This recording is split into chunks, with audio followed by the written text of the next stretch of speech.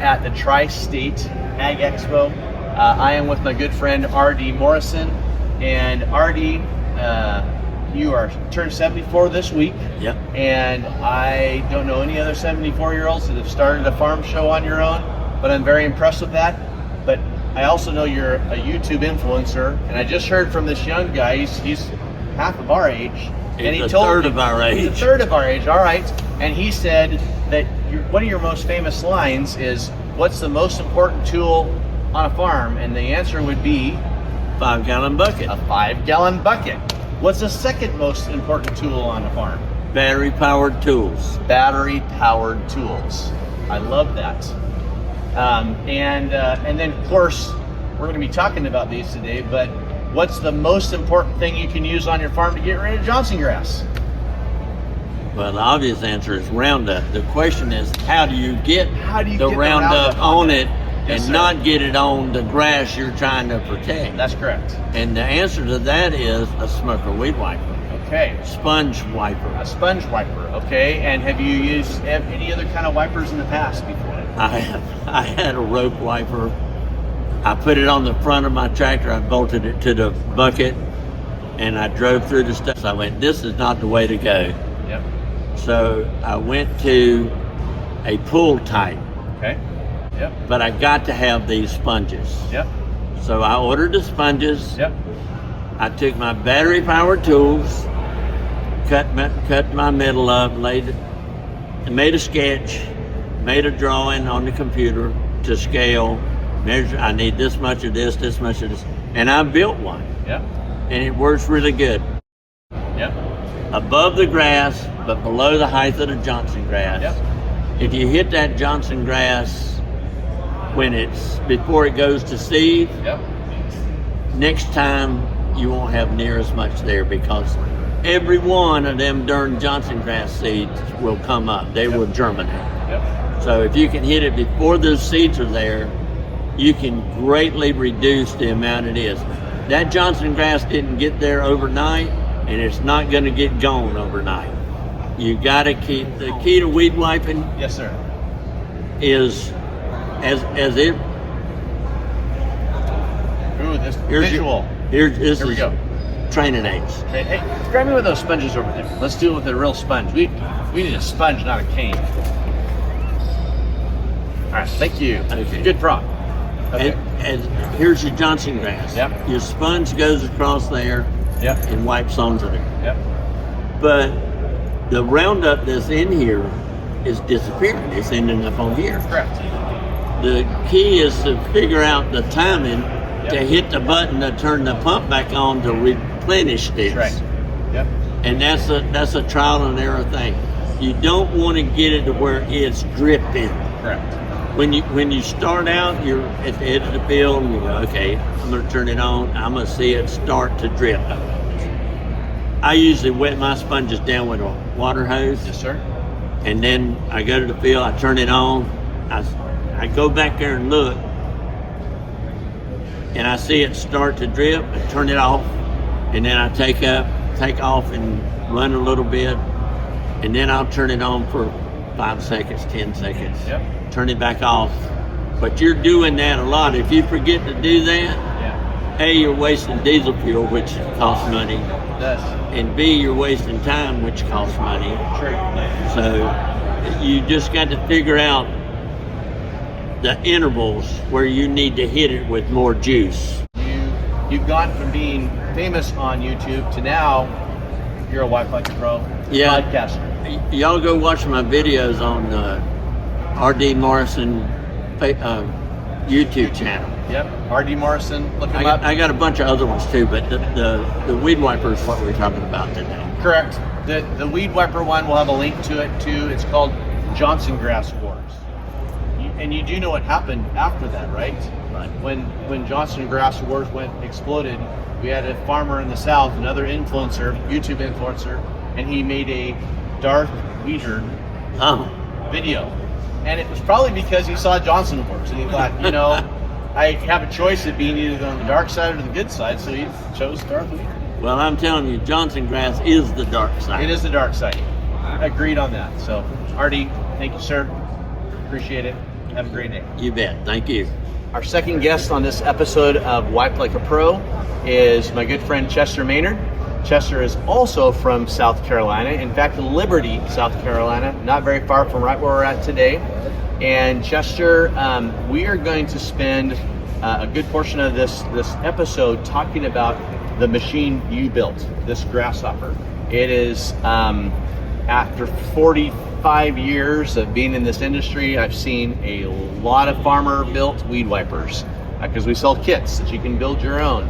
But I've never seen one with such details to design, to the point where we worked at a deal together with Chester to where if any of you are looking for this style of weed wiper, you can order them through any of your local dealers. But I want to talk with Chester about just a little bit about your background. How did you find out about weed wipers, and why do you use a weed wiper? Well, I started looking for a way to get rid of the Johnsongrass in the hayfields. Started out with the rope wiper, wick wiper thing they called it, and constantly dripping. It drips and you go out across the field, you hit a bump, it drips worse. I tried to build one, and I tried to put chokes on it to choke the chemical down. You either choke it completely off or you're dripping.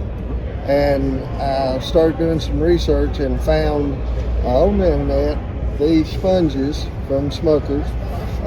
Then talked to RD, and he talked about the sponges. And then so he had used it already before you? Yeah, he had already purchased his, and or purchased the kit from you, the sponges, and was working on it, as a matter of fact. And matter of fact, before he had already finished building his before I started this one. But his is not trailer load up friendly. Yep. And when I say that, I mean 8 foot wide, no more. Yeah. But I wanted to do 60 to 100 acres at 10 foot wide. That takes some time. Yep. So I came up with this 25 foot fold up version, and it opens up to 25 foot.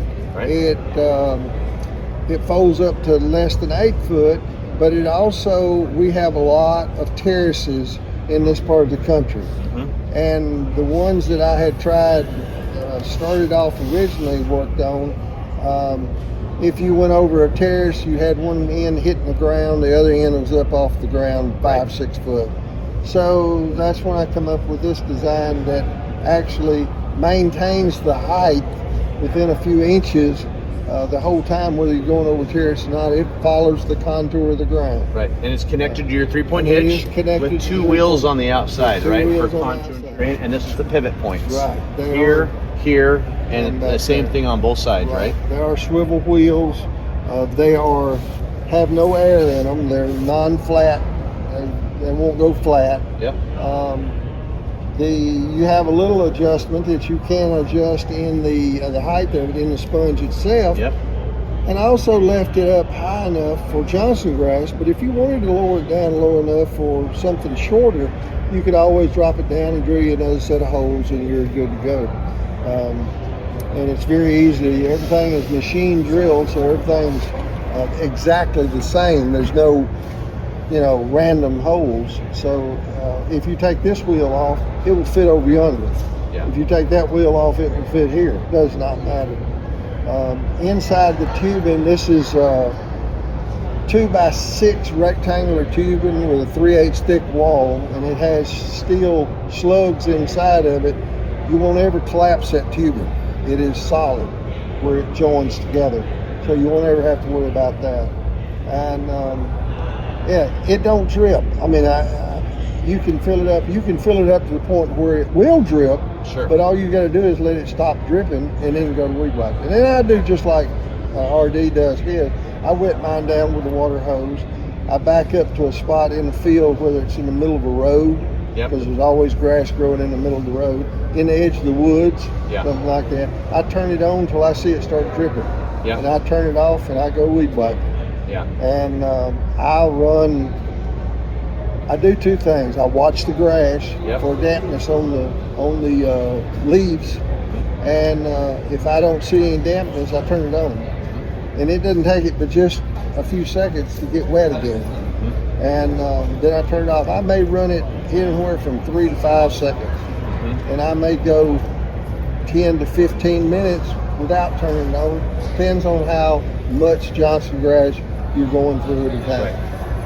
Right. And the reason for running it versus a sprayer or anything like that is the cost of the chemical you're saving, because you're only wiping it on the leaf. You're not broadcast spreading. Correct. So, you know, your cost on the chemical, it'll save you much money in a few years what you spend on the machine. Sure. So, Chester, one of the things that I like about this design is the versatility, right? Okay. And you've made it for Johnsongrass, which is probably the number one thing that we weed wipe nationwide. However, this is also an excellent setup for row crops. And so in a row crop situation, we've talked about this. You're actually going to be working on a design where he takes this 3-point hitch and puts it on a front bucket. So now your weed wiper's in front. And in a row crop situation, these wheels currently are set up for 30-inch rows, correct?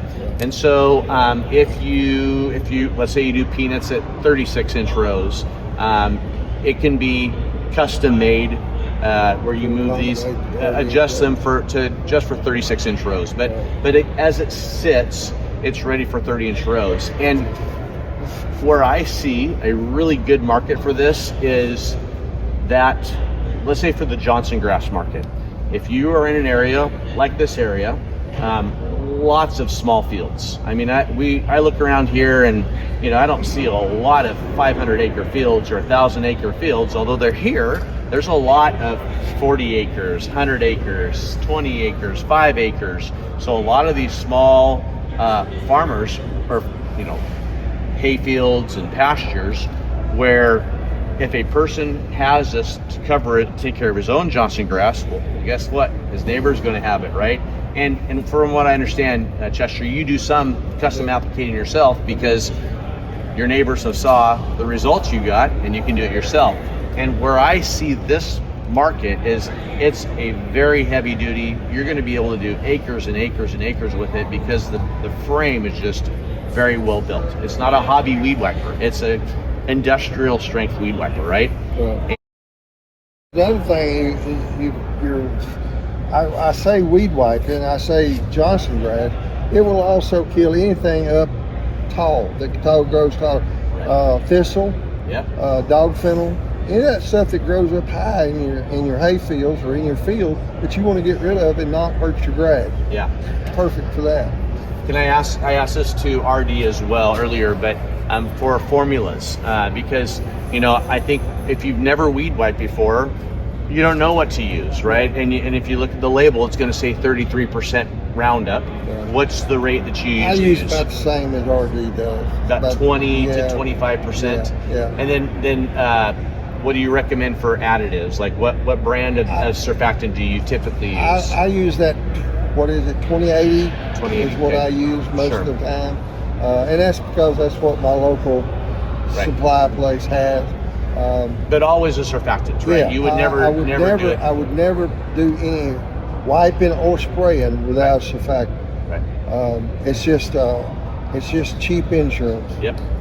Helps it penetrate. Right. It's a good kill. Right. The surfactant, what it really does is you've got a waxy film on the leaf. Mm-hmm. The surfactant basically washes that waxy film off where that chemical can absorb through that leaf. You've got to have leaves on your plant. Yeah. All of the chemicals, no matter whether you're wiping or spraying, feeds through the leaf of the plant. Yep. That's simple. Absolutely. I've had a lot of people call me and want me to come spray. Well, I just bush hogged yesterday. Don't waste my time. Yeah. You know, I'm wasting your money if I come over there because you're not going to do anything. Yeah.